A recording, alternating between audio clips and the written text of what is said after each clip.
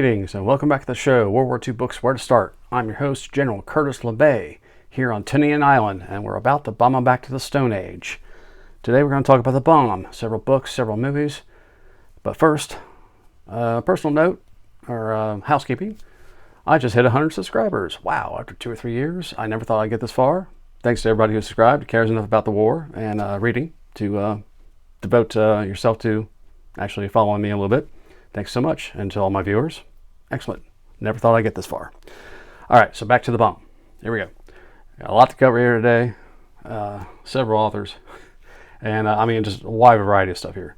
So we're going to start with the touchstone here, Making of the Atomic Bomb by Richard Rose from 1986.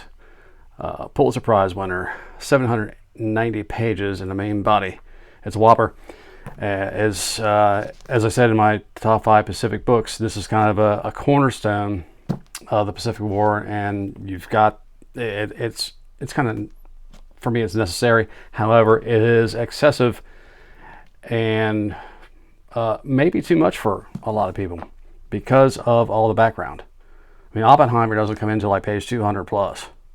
It's all background, every building block of physics and the discovery of quantum mechanics and the prove the Einstein theory is right, and moving on to the possibility of chain reactions before you ever get to anything about the war effort and what it took to make the bomb. So it is grossly excessive in that department, and maybe far too much for people to wade through. It can be. However, I think it's excellent. 5 stars. And if there's one omission here, it's the espionage against the bomb. He doesn't cover it. I don't think he even mentions the name Ted Hall once. I think I looked up the index. He doesn't mention Ted Hall at all, or David Greenglass. And Klaus Fuchs doesn't really come to it. I think he's mentioned a couple times as being there at Los Alamos, but it doesn't. It's not his focus at all. It's not even an afterthought. So if you want stuff on espionage about the bomb, this is not. You're not going to find here. But otherwise, it's complete. So I think that's enough on that because, as I said, I covered in my top 5 video about best books in the Pacific. So we'll move on to Countdown 1945 by Chris Wallace. This is from 2020, 320 pages.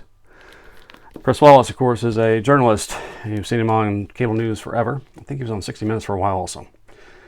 So this is going to tell you right away, it's a shallow journalistic effort. He is not a historian by trade, nor by acquired second hobby or second career.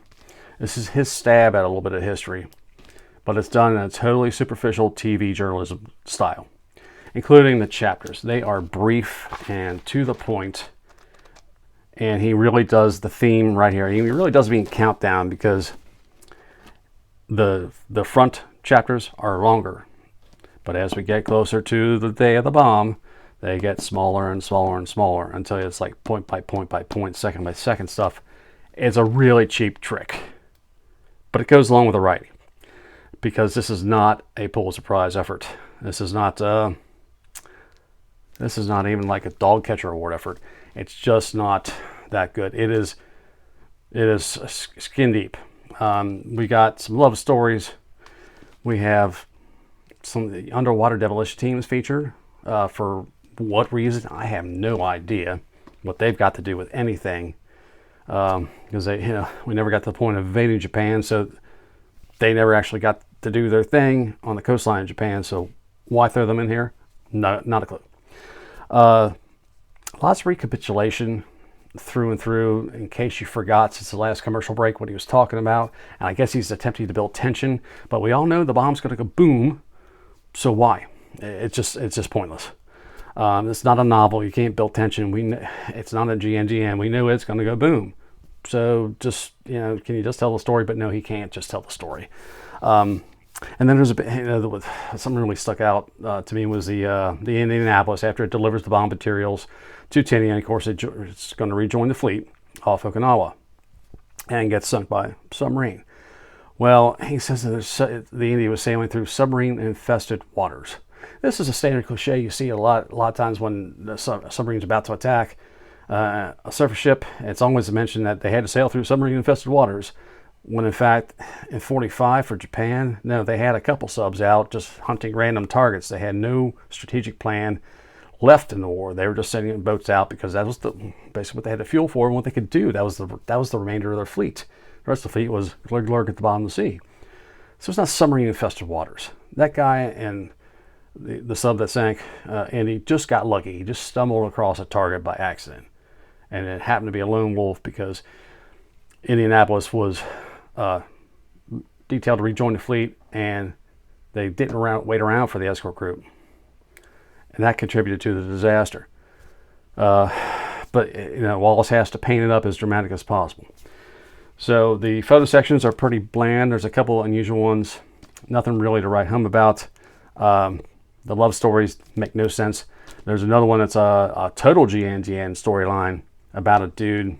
I can't remember what his military profession was, but he gets a couple chapters here and there, and then he goes home at the end of the war. And I don't know, that's like, oh, he was spared the invasion of Japan and gets to go home and marry his sweetheart. I don't know, but it's pointless and a waste of time. So this is a 1-star effort here. Would not recommend.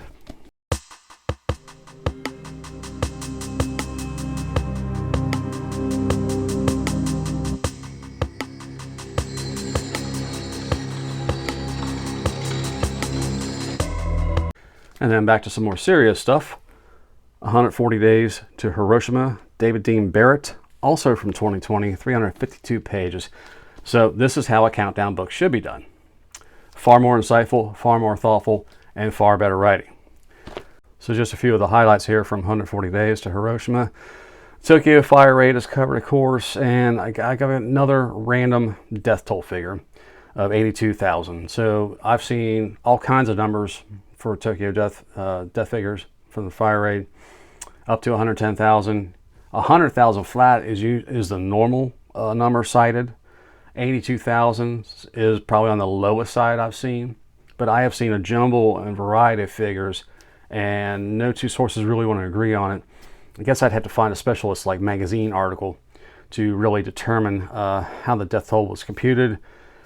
And was it United States bombing survey after war, or was it accepted Japanese figures? Was it a combination of both? I don't know. It just seems a wild ride, and a lot of historians say death toll figures should be taken as a general indication throughout the war, no matter what battle or topic you're talking about, anywhere from the Holocaust to deaths on the Soviet side, military and civilian, to strategic bombing. Whereas some figures are locked down pretty rock solid, like civilian deaths in Britain from bombing by Germans and V1s and V2s. That's pretty rock solid statistical evidence. But a lot of times we just don't know the exact figures. And unlike a political poll where you're going to see plus minus 3% all the time, I would say that a lot of the death toll figures for particular actions in World War II would vary as much by plus minus 10%. We just don't have exact figures. Nobody was around her to really just count the bodies one by one. A lot of times they didn't have time or didn't know. Joe didn't come back. I think he's dead. I'm not sure. And then there's the effect of, do you count just the people that died that day? Or you also follow them throughout if they died from injuries sustained in that attack later on, like very common with Hiroshima and Nagasaki. The radiation oftentimes didn't kill you right away. It would get you a couple weeks down the line, a couple months down the line, a couple years down the line. Sometimes those figures are computed and acknowledged, sometimes they're not. So death toll figure here for Tokyo fire raid, I'd say is on the low side, the lowest I've seen. But it raises a lot of questions. He covers kamikazes in all the various flavors and styles that were used. And it's done pretty well. Not extensively, deeply, but done pretty well, just so you get the idea that there's more than just airplanes diving on American destroyers and flat tops. You have the midget subs, you got the Oka bombs, you got the frogmen basically in the diving suits walking out with explosives strapped to them. They're supposed to walk out and stop the landing craft that's coming in for the invasion of Japan. All kinds of different stuff for kamikazes, so he covers that. What's missing from this, and is missing in general from discussion of the atomic bomb, is there's no China and no Britain really. China's not discussed in this context at all. I'm sure we didn't tell Chiang Kai-shek we had this bomb or this technology. That was probably not a thing. But there's no mention of what was going on militarily in China. There's some references to Burma and the British effort mopping up the Japanese down the Malay Peninsula and all that. But nothing about what's going on in China and its contribution to their decision to seek a surrender or not. It's just kind of brushed off. It's just like a not thing. As well as how much we told Britain, what was really invested. Like I don't think they had any say in whether we're going to use the bomb or not, or how we're going to use the bomb, or where we're going to use the bomb. I'm sure we strung them along and told them as little as we could to prevent leaks. You know, we're always worried about someone blabbing something to the press, but it's just not covered here. Just don't know. The biggest thing that came away from here is the Japanese Big Six in the cabinet and their delusions about how they're going to seek conditional surrender and how they're going to negotiate with the Allies and what they think they can get out of it, including control over war crimes trials by Japanese judges. Come on. The limits in style of occupation and no surrender of weapons by Japanese soldiers. No automatic return of Japanese soldiers to the homeland, but they were demanding release of Japanese prisoners, I believe. All these crazy things the Big Six were like just hung up on, like we can get all our terms satisfied. We just have to get Russia to help us out for the negotiations. It's absolutely delusional and insane. But they went through with this stuff for 2 or 3 weeks while they're trying to wrestle with the idea of how do we do this with honor, or how do we do this at all? And that was a nice little find in his book, and pretty well written. He's a pretty decent writer. So 140 Days to Hiroshima, far better than Countdown 1945.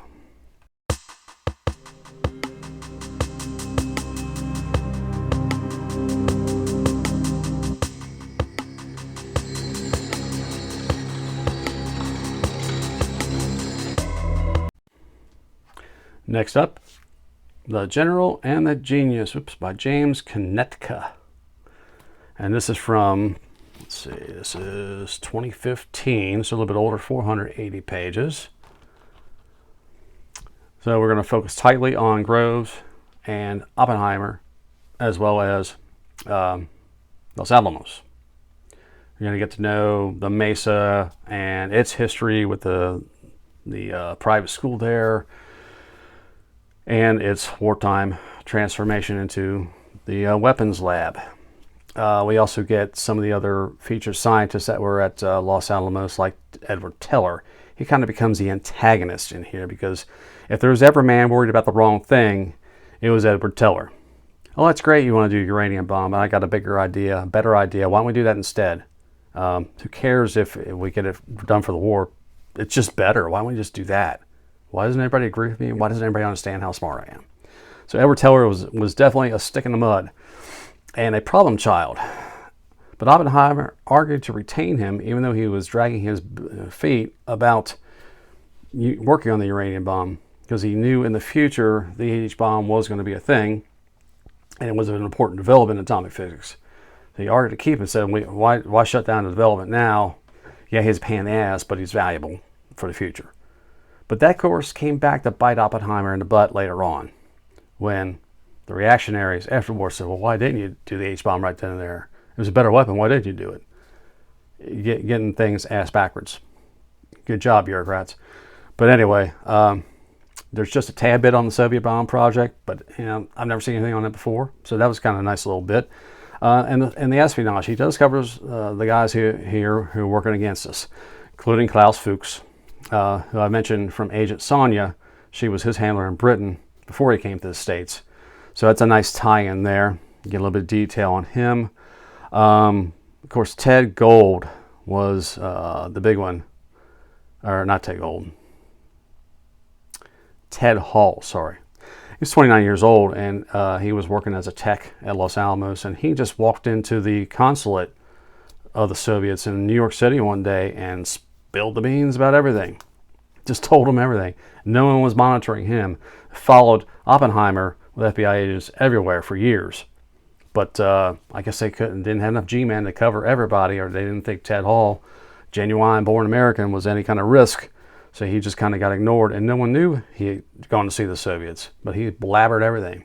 And of course, Klaus Fuchs was copying drawings and stealing drawings and handing them over to his American handler, and off to the Soviet embassy, and then to Moscow went. So Stalin, of course, was well informed about the bomb and got a little more alarmed as we made more progress, and finally put his team onto it full time.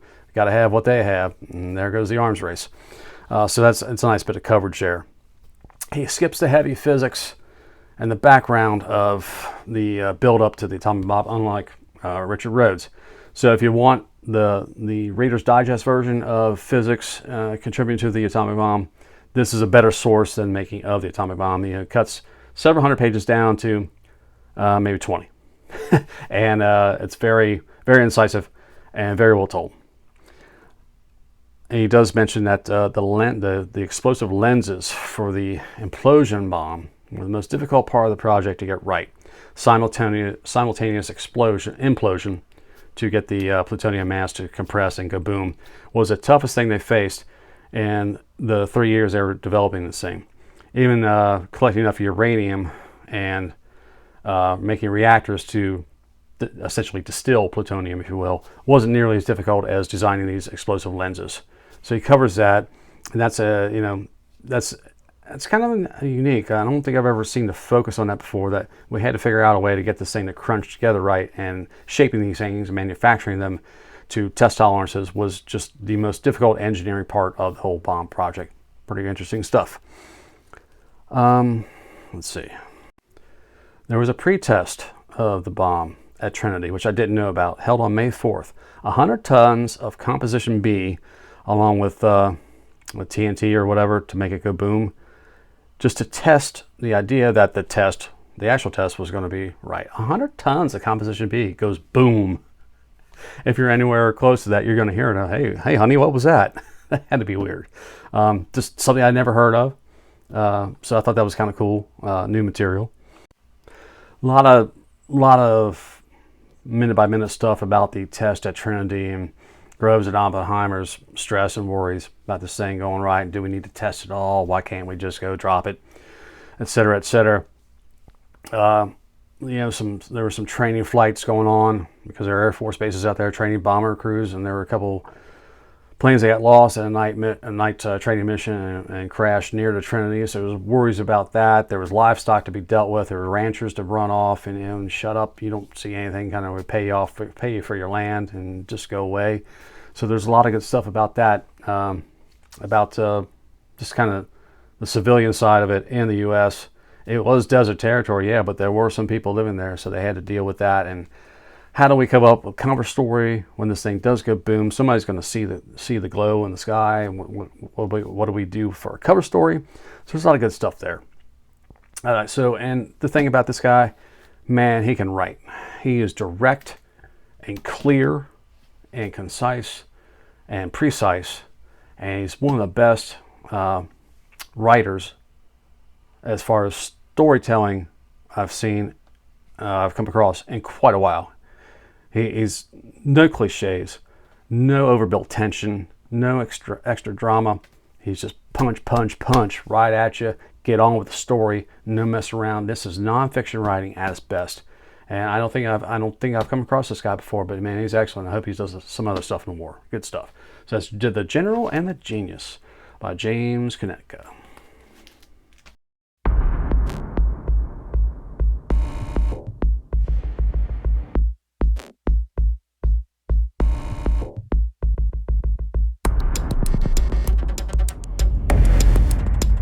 All right, so let's take a breather from the books for a minute, and let's do some movies. Heroes of Telemark, Kirk Douglas and Richard Harris. Kind of a golden oldie now. This is from way back when. This is, where was it? 1965. We're going to get the heavy water and prevent the Germans from getting on with their atomic bomb project. Richard Harris does fine. Kirk Douglas is kind of hamming it up and not taking it too seriously. There's some just moments where he's just like, I'm getting paid and I'm a star. It's okay. there's no real doubt they're going to succeed. You can tell it does stick pretty close to history. It's as far as I remember the story, pretty close. Now there's some BS at the end where Kirk Douglas has to get back on the ferry and rescue the children, so they don't go boom when the explosive detonates. That's a bunch of Hollywood hooey, but I guess you can't have it all. So for sticking to history, pretty much, yeah, pretty nice. And there's some stuff they did with the ship at sea fending off a mine as they're getting to Britain. It's pretty cool. So I liked it overall. Fat Man and Little Boy. This is from '89, directed by Roland Joff. So we got Paul Newman as Groves, and he does fine as Groves. He's gruff and abrasive, and unfriendly, and getting the job done, pushing people, blah blah blah. He does fine. The story itself is just not that compellingly told. There's a bit of nonsense with Laura Dern and John Cusack and a side love story that ends tragically. That doesn't make any sense to jam in here. It extends, all it adds is time to the film. It doesn't add anything else. I was just puzzled by why that was stuck in there so obviously, just padding the time there. I don't know. It just doesn't make sense for a historical film to do that. It's fine. Bonnie Bedelia as Oppenheimer's wife. They paint her pretty nicely here. She is not regarded as too nice of a woman or as a wife to Oppenheimer historically, but they treat her with kid gloves here. And I'm not sure if the Gene Tatlock thing came in at all. I can't remember. This did not make much of an impression on me. It just was there. It was fine enough, I guess, for a one view. I'd never seen it before, and I think I'll ever come back to it, but it was okay. Then we got Japan's Longest Day. Wow. This is from '67. Black and white. And there's a hell of a lot of exposition. For the first 30 minutes, I thought it was just kind of a docudrama style film before the actual acting kicks in. And this was made in Japan for Japanese audiences and won, all their awards. And I think it won the Academy Award for Best Foreign Film that year, of course. But you won't get that impression as being that good for the first 30 minutes. It's really heavy-handed exposition. I think that's for the public in Japan who may not have known all this stuff behind the scenes was going on. They just knew the bombs were dropped and we surrendered and the emperor's still here, and may have never heard the story, especially with the occupation by the U.S. afterwards, and probably wasn't talked about too much in the 50s or early 60s. So in that sense, it's tough to wade through as an American. But once it actually gets into the real acting and the real story, it's fine. This is a samurai movie in disguise.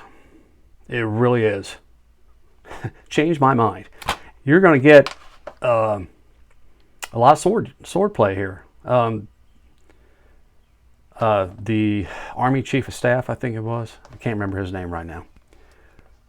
But they cover his ritual suicide exquisitely and precisely as it's reported to have happened, even to the point where they have him in the hallway kneeling down on a white cloth. Instead of in a room or outside in the garden, they actually follow what he actually did with the two witnesses behind him, making sure he does it and ready to step in if he can't finish it. It's just well done. There's a moment where these two officers are rushing back and forth trying to get messages through for the army to rise up, and they walk into this building, and the staff officer's there, says, "What are you doing? We're going to see so-and-so." And dude's like, "No." And the two officers are like, "You dare challenge us?" And they reach for swords. And the other dude, he means it. When he reaches for his sword, it's going to happen if you want to push this. It's just a great samurai movie moment. And it's fantastic. Now, there is a drawback to this film. There's a dude at the end who's just screeching for a long time, riding through the streets, throwing pamphlets left and right on a bicycle, just screaming and shouting stuff. It makes I guess he's losing his mind that we're actually going to go ahead and surrender, and he can't stop it. It's kind of like just it's supposed to be an allegory for the military going insane there at the end. I'm not quite sure, but there's too much screen time for it, and it's annoying and obnoxious. There's a lot of screaming by military people in this film. The lower echelons, a lot of screaming, yelling, and just screeching at the top of their lungs. So that's a drawback. But this. It's a samurai movie, And it's just well done. It's pretty accurate. Again, it's historically really accurate. They deal with the emperor as well as they can. You know, he was there, he soft pedal. Of course, he was still alive. Of course, he was still in Japan, so they had to treat it as kid glove as they can to not offend the public or the imperial palace. And man, good stuff. Very impressive. Japan's Longest Day. And to go along with that, hold on, I gotta find this. Aha, here it is. Japan's Longest Day, manga style. Pretty cool. I found this just digging through stuff in the library, search terms, and I had to pick it up. A true story. Japan. This was developed by the guy I think who wrote the script for the movie Japan's Longest Day, and this is a manga. So in English, but I mean, look at that illustration there. That's sweet. And you got to read it backwards to forwards, right to left. That's how we do it. So there's a brief background on Japan's feudal history and the end of the samurai class, and the switch to the modern industrial era.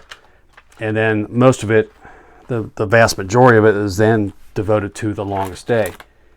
It's incredible the amount of detail they get in here, and just blow by blow, minute by minute. I didn't read it thoroughly in detail, but I'm just stunned by how well done this is. It's fantastic, and I guess it's a good way to get younger audiences into reading about the war, studying the war. It's a definite upgrade from comic books. This is serious, heavy-hitting stuff with the illustrations and the artwork and the way the story is told. It's fantastic. Nice little find.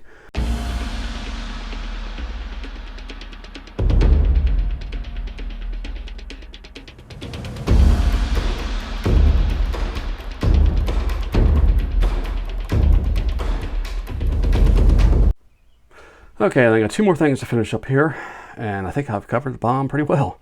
Black Snow by James Scott. Glare, blah, blah, blah. This is from 2022, 432 pages print. This is like 13 hours audio. James Scott, one of my recent finds for authors that is really good and drives me insane at the same time, as I've mentioned before. So this is Curtis LeMay, Firebombing of Tokyo and the Road to the Atomic Bomb, subtitle. And it's just that, and it's pretty well done. The stuff on LeMay's background, I knew nothing about the guy except him cigar chomping, let's kill everybody kind of thing. Of course, native of Columbus, Ohio. Shout out to Columbus, Ohio. His family moved west in an open wagon. He describes traveling through a snowstorm in an open buckboard wagon. This is crazy stuff. That's hardcore frontier style stuff. His father was a bit of a ne'er-do-well who didn't really care about his kid and just kind of like, go play or go do something else, kid, stop bothering me kind of childhood. And LeMay figured out early on, I'm going to do it myself. No one gives a damn whether I live or die. They moved back to Columbus at some point, and he's working his way through college, ROTC, and working at night in a steel foundry to pay his way and getting like 4 hours sleep a day. It's, hard work in a steel foundry, and then try to go study and stay away for, I think it was mechanical engineering he was into. That's hardcore, man. That's really getting it done. Early 20th century style, raise you up by your own bootstrap kind of self-made man kind of story, American success thing. So that was kind of cool. So then we got stuff about Guam and Tinian described very well. You get a sense of the base camps and all the facilities made for them, the entertainment aspect to keep them occupied, the searing heat, the bugs, the occasional Japanese that came out of the bush to surrender. Of course, there's the famous story of the guy who was sitting on an oil drum, watching a movie with the GIs and giggling and laughing along. Somebody looks over and says, "Hey, that's a Japanese." Oh shit, let's take a prisoner. He goes, yeah, I surrender. And he's ready to come in. He wanted to eat. The famous story, I like that one. Hap Arnold, another guy that's always worried about the wrong thing. He's so hot to trot about an independent Air Force, it clouds all his thinking and probably contributed to his several heart attacks. The guy's just hardcore. We are a separate service. We're better than everybody else. And we're going to win the war all by ourselves, and no one can prove me wrong about this. I'm right, I'm right, I'm right. And, the B-29 was his brainchild. He was the one that gave it the go. and championed it in DC. It spent the money on it, and of course its development history was very troubled, and it had, described as the best plane. It never got off the ground for a while until they finally got their act together, courtesy of Paul Tibbets, partially. So you get a lot of that, and Arnold comes across as just kind of a madman, more than, in his own special way, more than Curtis LeMay, to my mind. And his obsession over keeping control of all air assets. He's worried about the B-29s going over to the Navy. And the big rivalry, Army-Navy, he was into that pre-war. That was the whole mantra of the United States military establishment, was Army versus Navy. Who gets the money? Who gets the funding? Who gets to do this, that, or the other? And we're better than you. You need us. No, you need us. No, you need us. That kind of thing. So Hap Arnold was really crippled by that, I think, in his thinking. However you judge his contributions to the war, I think that really hobbled him severely. And it's covered here.